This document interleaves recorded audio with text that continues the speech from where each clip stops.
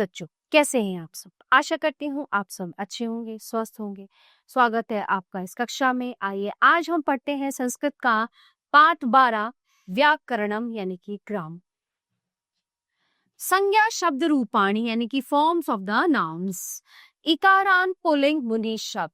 यहाँ पे तीनों वचन हैं और सातों विभक्ति हैं। देखिए, मुनिनी मुनि मुनयः, मुनि मुनि मुनि, मुनिना मुनिभ्यां मुनिभिः, मुने मुनिभ्यां मुनिभ्यः, मुने मुनिभ्यां मुनिभ्यः, मुने मुनियो मुनिनाम, मुनाओ मुन्यो मुनिषु, हे मुने हे मुनि हे मुनि। ये जो मुनि के रूप है ये राम के रूप की तरह ही होते हैं।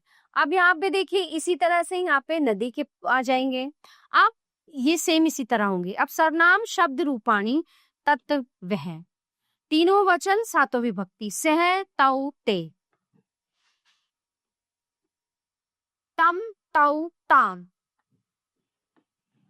तेन ताभ्याम तई, तस्मै ताभ्याम तेभ्यः, तस्मात् ताभ्याम तेभ्यः, तस्य तयोः तेषां, तस्मिन् तयोः तेषु।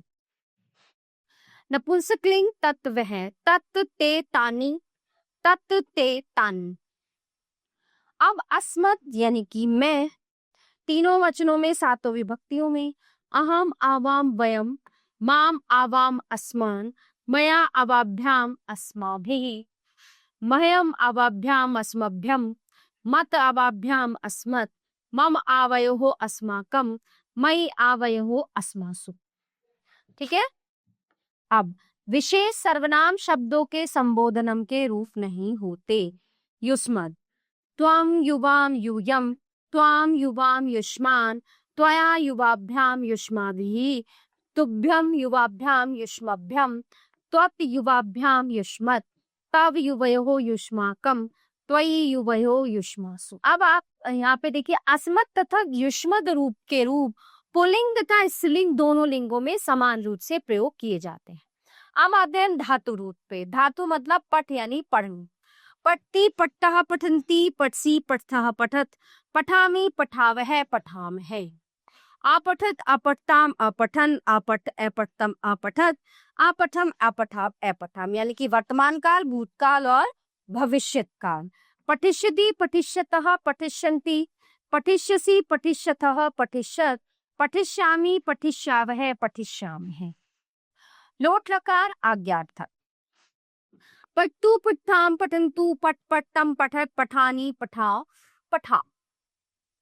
शब्दकोशः, ये वोकैबुलरी है। परिवार जनः, माता अम्बा माँ, पितामह दादा, पिता जनक, पितृव्य चाचा, पितृव्यः चाची, भ्राता भाई। पितामह दादा, पितामही दादी, मातामह नाना, मातामही नानी और मातुलः। ये था हमारा पाठ व्याकरण जो यहीं पे समाप्त होता है। तो प्यारे बच्चों, आशा करती हूँ ये पाठ आपको अच्छे से समझ आया होगा। मिलते हैं अगली कक्षा में। धन्यवाद।